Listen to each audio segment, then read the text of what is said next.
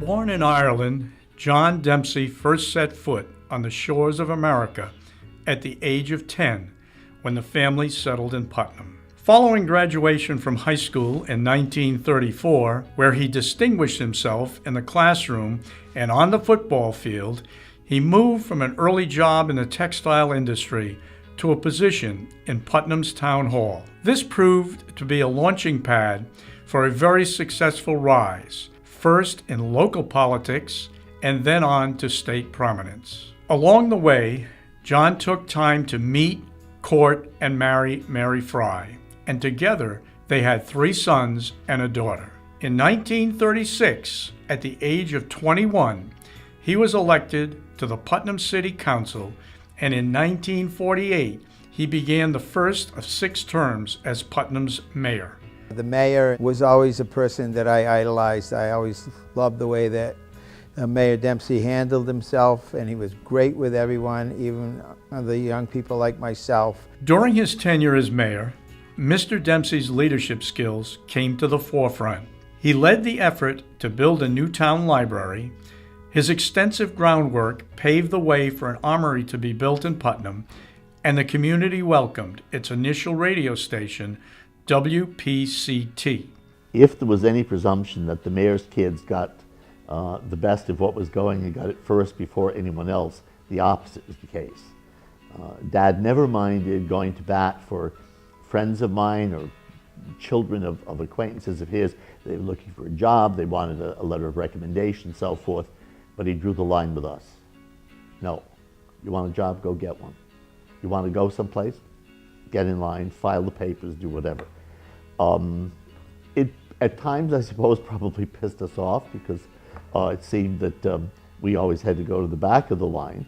But in the long run, I mean, it made the point. You know, your father's the mayor, but that doesn't cut any slack with you. You're still like everybody else.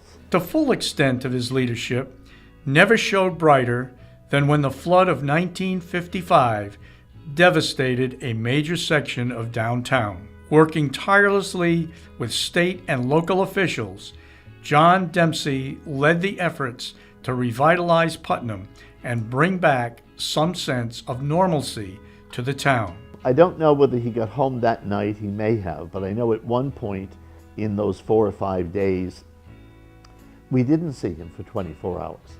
And with no radio, no internet, no telephones, it was a very unsure situation.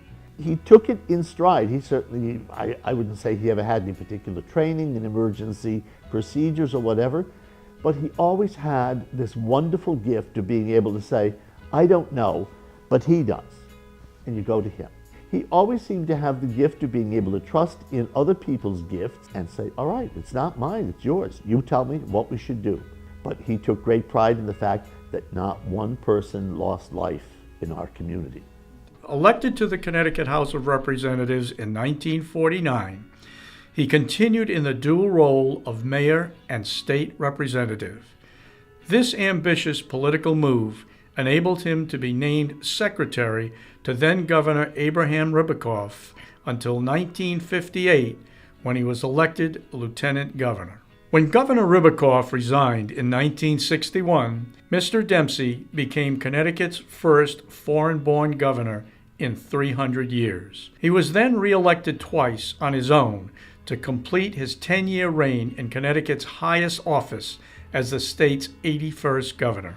To me, it was a real matter of pride, especially because I did know Ed Dempsey. I knew his brother John, Kevin, and I knew Margaret, and of course the mayor then, and then the governor. And so no matter where I went, whether I was at Assumption College as a student or previously in the military, I was always proud to say, hey, the governor of Connecticut comes from Putnam.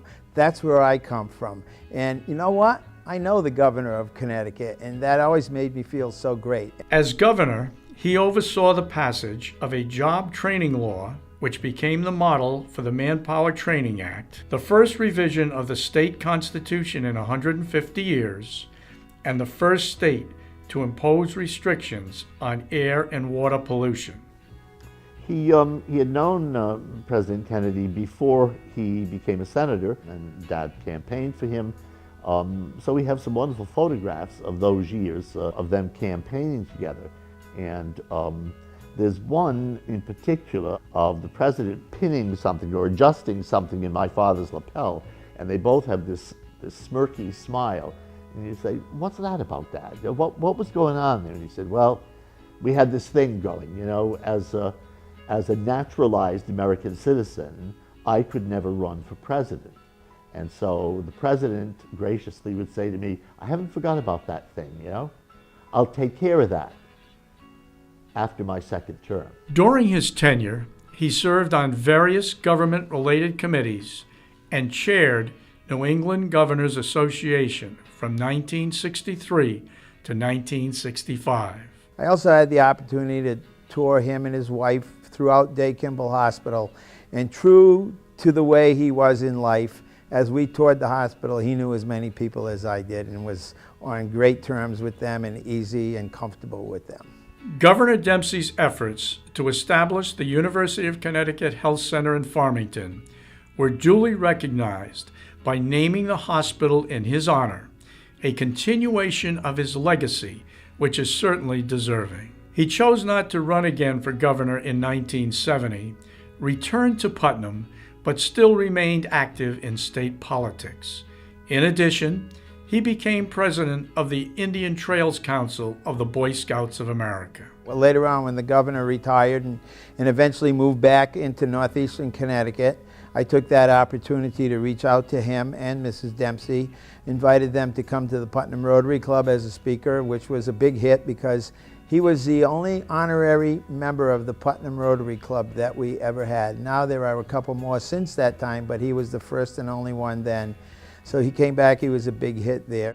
Known throughout his career as a gregarious and diplomatic individual, one of his greatest traits was his recall of the name of seemingly every individual that he met. Years might pass when you last had the opportunity to be in his presence, but it was a guarantee that he would still greet you by your first name. He could make people laugh and he could make people cry. He could get to their emotions. He was that kind of a eloquent and passionate and compassionate speaker. He was just a tremendous man. His political career and life came to an end on July 16, 1989, but the Dempsey name continues to remain strong in northeastern Connecticut because of his wife Mary residing at Alexander's Lake in Dayville and his 3 children who still all reside in the state he loved. The 10-year-old who came from Ireland has to be pleased with what he left, and for sure he still remembers your name. The most painful experiences in life are to find that somebody who has done good things, who has tried to do good things, is forgotten. And every time something comes along that reinforces to us that he is not forgotten, that makes it a wonderful day for us. So this program is just, it's another way of saying he's not forgotten. Maybe some other kid from Putnam will say, geez, you know, if he could do it, maybe I could. And Dad would be thrilled at that. And he'd be right behind them rooting, saying, you sure as well can. Do what you need to do. Work, go to school. You can do it.